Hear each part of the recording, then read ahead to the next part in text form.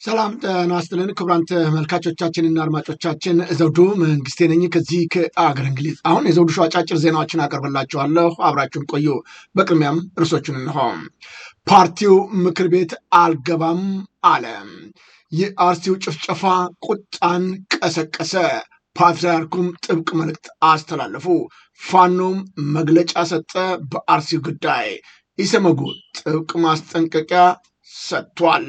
የአውሮፓ ህብረትም መልእክት አስተላለፈ። 160 የመንግስት ሰራተኞች ታሰሩ። የአየር ማረፊያውም በድሮን ተደበደበ። አሁን ወደ ዝርዝሩ እንሄዳለን፣ አብራችሁን ቆዩ። በአርሲ ኦርቶዶክስ ላይ ደረሰውን ጭፍጨፋ አስመልክቶ ከአማራ ፋኖ ብሔራዊ ንቅናቄ መግለጫ ተሰጠ። የአማራ ፋኖ ብሔራዊ ንቅናቄ የኢትዮጵያ ኦርቶዶክስ ተዋሕዶ ቤተክርስቲያን ምስራቅ አርሲ ሀገረ ስብከት ስር በሚገኙ ወረዳዎች ነዋሪ የሆኑ የቤተ ክህነቷ ታላላቅ አባቶች፣ ካህናትና ምዕመናን ላይ በደረሰባቸው ጭፍጨፋ ከፍተኛ ሐዘን የተሰማው መሆኑን ገልጿል። የምስራቅ ሐረርጌ ሀገረ ስብከት እንዳሳወቀው ከግንቦት 23 2018 ዓ.ም ጀምሮ በአርሲ ሀገረ ስብከት በአስኮ ወረዳ፣ በሽርካ ወረዳና በሆንቆሎ ዋቢ ወረዳ በርካታ ኦርቶዶክሳውያን ሲገደሉ 101 ዓመት ዕድሜ ያለው የጠላታ ቅዱስ ገብርኤል ቤተክርስቲያን ሙሉ በሙሉ በእሳት ወድሟልም ብሏል። በመግለጫው የካራ ኩፍቱ መድኃኔዓለም ቤተክርስቲያን ላይም የዘረፋ የተካሄደ ሲሆን ምዕመናን ጽላቱን ይዘው ተሰደዋል እያለ ሲሆን መኖሪያ ቤታቸው መቃጠሉንም ገልጧል።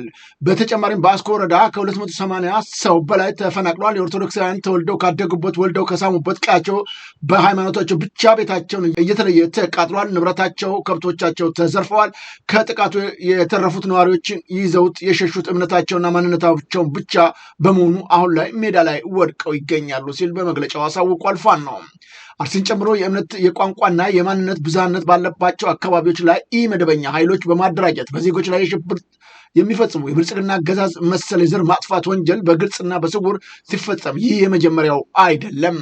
በዚህም ዓመት በምስራቅ አርሲ ዞን በብዙ መቶዎች የሚቆጠሩ ኦርቶዶክሳውያን በተመሳሳይ መንገድ ተገድለዋል። በርካታ ምዕመናንም የደረሱበት አይታወቁም። በመሆኑም ይህ ጉዳይ ለሕዝብ ጆሮ እንዲደርስ ያደረጉ የሚዲያ አካላትና የተፈጸመውን የሽብር ተግባር ያወገዙ የፖለቲካ ኃይሎችን እያመሰገን ጨፍጫፊ የብልጽግና ስርዓት ለማስወገድ እየታገላችሁ ያላችሁ የኦሮሞ የፖለቲካ ኃይሎች፣ ተጽዕኖ ፈጣሪ ፖለቲከኞች መሬት የወረደ ትግል በማድረግ በኦሮሚያ ክልል የሚኖረውን በአማራ ሕዝብ ላይ ህልውናው እንዲከበር የበኩላችሁን እንድታደርጉ ወገናዊ ጥሪያችንን እናቀርባለን ሲል በመግለጫው አሳውቋል። የሀገር ውስጥና የዓለም አቀፍ ሰብአዊ መብት ማንነትና የሃይማኖት መሰረት ያደረገው መንግስት መሪ ጨፍጫፊ በዝምታ ማየታቸው ከመተባበር ተለይቶ የማይታይ በመሆኑ ያሁኑ ጨምሮ ከዚህ በፊት የተፈጸሙ የሽብር ተግባር ተጣርተው በአገዛዙ ላይ ዲፕሎማሲያዊ እርምጃ እንዲወሰድ ግፊት እንድታደርጉም እንጠይቃለን ብሏል። በመጨረሻም ይህንን ብሔራዊና ሃይማኖታዊ መሰረት ያደረገ መንግስታዊ ግድያ አዳዲስ ገዳይ ዩኒቶች በማቋቋም የሚፈጸመውና የሚያስፈጽመውን የብልጽግና አገዛዝ በማስወገድ ሀገራችንን ከቀውስና ከሽብር አገዛዝ እንድናላቅቅ ለመላው ኢትዮጵያን ሁሉ ጥሪ እናቀርባለን ሲል የአማራ ፋኖ ብሔራዊ ንቅናቄ መግለጫውን አውጥቷል። ይህ በእንዲህ እንዳለን በምስራቅ አርሲ በሽርካ ወረዳ በአንዲት ቤት ይኖሩ የነበሩ ሁለት እህትማማቾች ልጆች በጥቃት አድራሾቹ ከተወሰዱ በኋላ ተገድለው መገኘታቸው ስማቸው እንዳይገለጽ የጠየቁ የአካባቢው ነዋሪ ተናገሩ። የሟቾች ንብረትና ከብቶች መዘረፋቸውን በመግለጽ 10 ኪሎ ሜትር ርቆ በሚገኘው ሚታና ጋዶ በሚባለው አካባቢ ገድለው ጥለዋቸው ሄደዋል ነው የተባለው። አንደኛው ግለሰብ ሰቅጣጭ በሆነ ሁኔታ መገደሉን የሚናገሩት ነዋሪዎች የቀብር ስነስርዓታቸው ግንቦት 4 2018 ዓ.ም ጋዶ ቅድስት ማርያም ቤተክርስቲያን መፈጸሙንም እንዲሁ ተናግረዋል።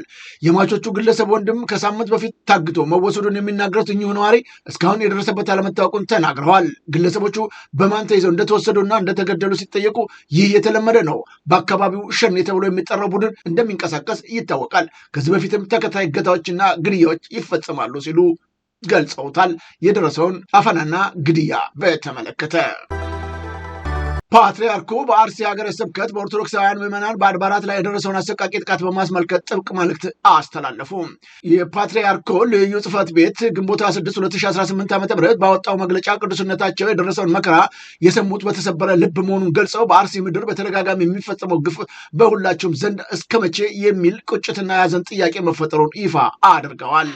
አርሲ ሀገረ ስብከት ስር በሚገኙ በአስኮ፣ በሽርካ፣ በሆንቆሎ፣ በዋቤና በሙኒሳ ወረዳዎች ላይ በተዘረዘረው በዚህ ጥቃት 100 ዓመት ያስቆጠ የጠላታ ቅዱስ ገብርኤል ቤተክርስቲያን መቃጠሉን፣ የካራ ኩፍቲና መድኃኔዓለም ቤተክርስቲያን መዘረፉን፣ በርካታ ምዕመናን መሰዋታቸውና በመቶች የሚቆጠሩ ወገኖች ከመኖሪያ ቀያቸው መፈናቀላቸውን መልእክታቸው ላይ አረጋግጠዋል። ቅዱስነታቸው በዚህ መልእክታቸው ለጸጥታ አካላትና በየደረጃው ላሉ የመንግስት ኃላፊዎች ጥሪ ያስተላለፉ ሲሆን በስልጣን ዘመናቸው ለዜጎች ደህንነት በምትከፍሉት ዋጋ ታሪክ ይጠይቃቸዋል በማለትም የጥቃት ሰንሰለቱን በአስቸኳይ እንዲያስቆሙና ወንጀለኞችን ለሕግ አሳልፈው በመስጠት ከታሪክ ባለዕዳነት እንዲድኑ አሳስበዋል። መላው ኢትዮጵያና ምዕመናን በወንድማማችነት መንፈስ ተጋግዘው የተፈናቀሉ ወገኖችን እንዲደግፉና በጸሎት ከቤተ ክርስቲያን ጎን እንዲቆሙ የጠሩት ቅዱስነታቸው ለተጎዱት መጽናናትና ለሞቱትም የዘላለም እረፍት ተመኝተዋል።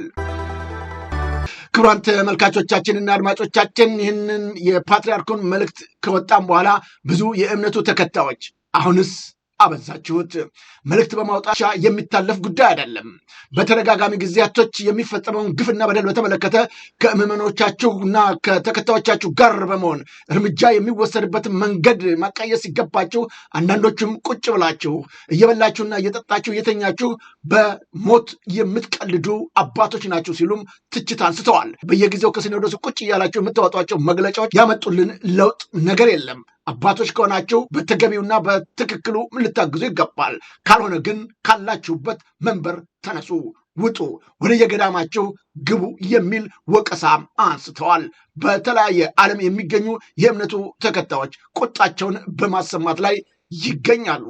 የዘውዱ ሾው ሚዲያ በተደጋጋሚ ጊዜያቶች በዚህ ጉዳይ ላይ ያቀረባቸው ትችቶች ቢኖሩ ዛሬም በፓትርያርኩ የተሰጠው መግለጫ በእኛ በኩል ውድቅ አድርገነዋል።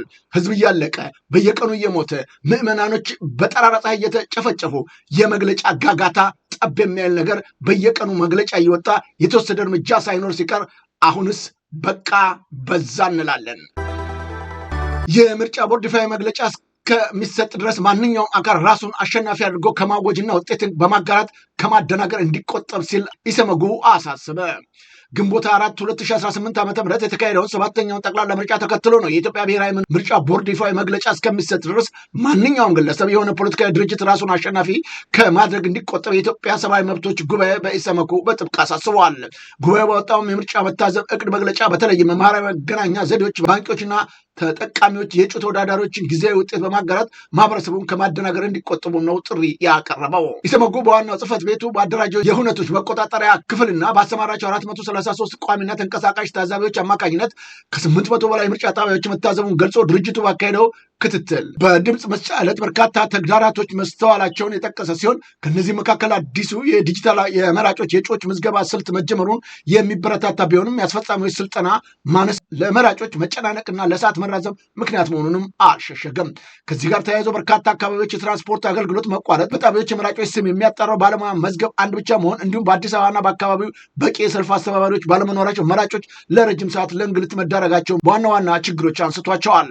በተጨማሪም በሐዋሳ በአካባቢ የሚገኙ ውስን ጣቢያዎች ምርጫ አስፈጻሚዎች ምስጢራዊ ድምፅ መስጫ ሳጥን ውስጥ መራጭ እያለ በመግባት የስነ ልቦና ጫና ማድረጋቸውን፣ ያልተመረጡ የድምፅ መስጫ ወረቀቶች ወደ ሳጥን ውስጥ ማስገባታቸው፣ በአንዳንድ ቦታዎችም ህገወጥ ግለሰቦች ጣቢያ ውስጥ መገኘታቸው፣ የምልክት ማድረጊያ ቦታዎች መጣበብ፣ በነፃነት የመምረጥ መብት የገደቡ ክስተቶች መሆናቸውንም ኢሰመኮ አሳውቋል። የምርጫ ውጤቱ ምንም ቢሆን የትኛውም እጩ በትብብሩ ስም ምክር ቤት እንዳይገባ ቢገባም ፍጹም ተቀባይነት የሌለው መሆኑን ትብብር ለኢትዮጵያ አንድነት አሳወቀ።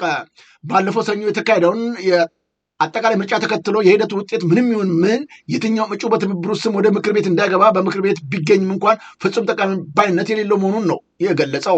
ቅንጅቱ ለዘውዱ ሾው ሚዲያ በላከው መግለጫ ምርጫው ከቅድመ ዝግጅት ጀምሮ በእንከን የተሞላ የዲሞክራሲ ባህሪ የሌለው መሆኑንም ገልጿል።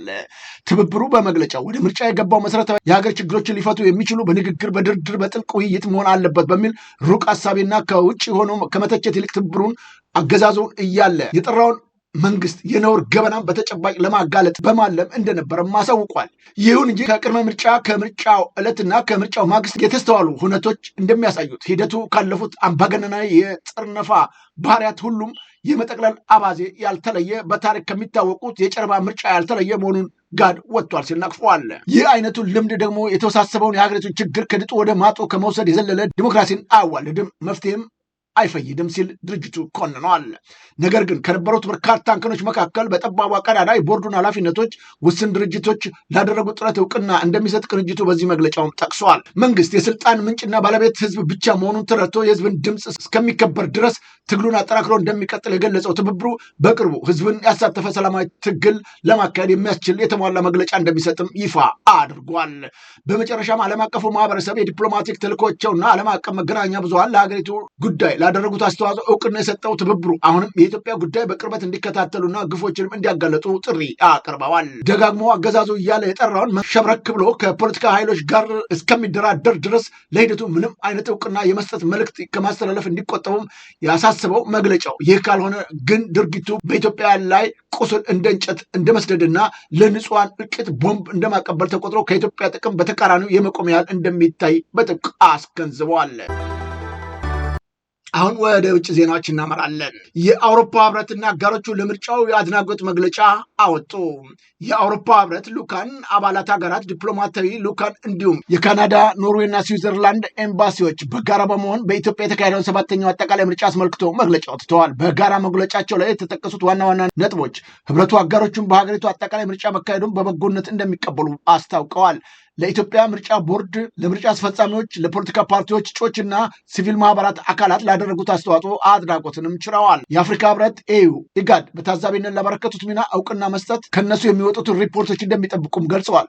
በምርጫው ዕለት ሂደቱን ማካሄድ ባልቻለ የምርጫ ክልሎች ውስጥ በቀጣይ ምርጫው የሚካሄድበት እድል እንደሚመቻችም ተስፋቸውን ገልጸዋል። የአውሮፓ ህብረት አጋሮች ያወጡትን መግለጫ ከወጣ በኋላ እጅግ በጣም በርካታ ኢትዮጵያኖች ማዘናቸውን በመግለጽ ለምርጫው አልታዘብም እያለ የአውሮፓ ህብረት ዛሬ ምርጫው ከተካሄደ በኋላ እውቅና መስጠት እጅግ አሳዛኝ ነው ብለዋል።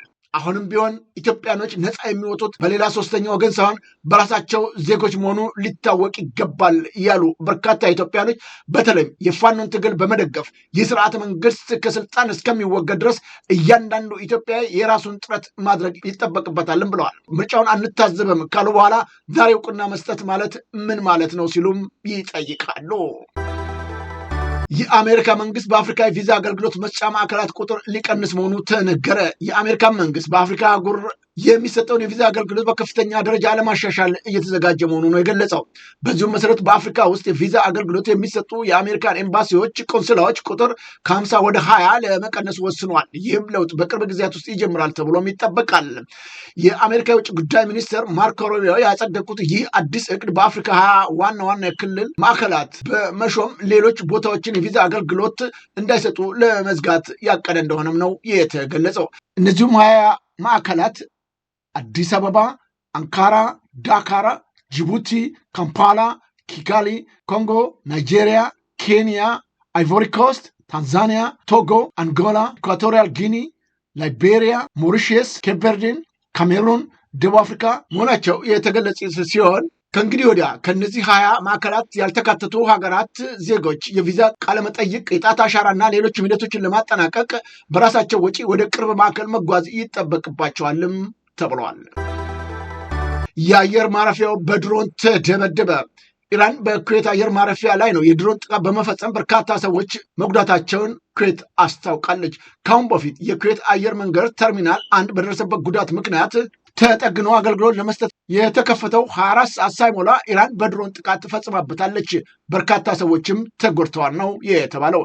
በረራዎች ተሰርዘዋል። በረራ ላይ የነበሩ አውሮፕላኖች በአቅራቢያቸው ወደሚገኘው ኤርፖርት እንዲያርፉም አዛለች።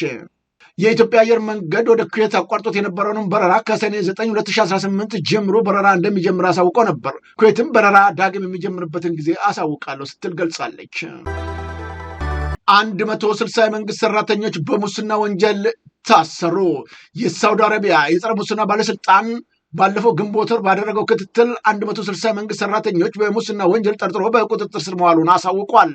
ባለስልጣኑ በመንግስት መስሪያ ቤቶችና በሀጂ መስተንግዶ አካባቢዎች ከ17,000 በላይ የክትትልና ቁጥጥር ስራዎችን ካከናወነ በኋላ ነው ምርመራ ከተደረገባቸው 480 ሰራተኞች መካከል ጥፋተኛ የተባሉ በቁጥጥር ስር አውያለሁ ብሏል። ከተያዙት መካከል የማዘጋጃ ቤት፣ የትምህርትና የጤና፣ የእስልምና ጉዳዮች ሚኒስቴር እንዲሁም የጉምሩክ ባለስልጣን ሰራተኞች እንደሚገኙበትና ግለሰቦቹ የተጠረጠሩት በጉቦና የስራ ኃላፊነትን አላግባብ በመጠቀም ወንጀል መሆኑንም ሳውዲ ጋዜጣ ዘግበዋል። ክቡራን ተመልካቾቻችንና አድማጮቻችን ለአሁኑ ያቀረብኩላችሁ የዘውዱ ሾው አጫጭር ዜናዎች እነዚህን መስለው ነበረ። በቀጣይ ዝግጅታችን እስከምንገናኝ የዘውዱ ሾው ሚዲያን ሼር፣ ላይክ እና ሰብስክራይብ በማድረግ ወዳጅ ቤተሰቦቻችን እንድትሆኑ ከወዲሁ በአክብሮት እንጋብዛለን። ከዜናዎቹ ጋር አብሬያቸው የነበርኩትን የዘውዱ መንግስት የነበርኩኝ። በቀጣይ ዝግጅታችን እስከምንገናኝ ጤና ይስጥልኝ።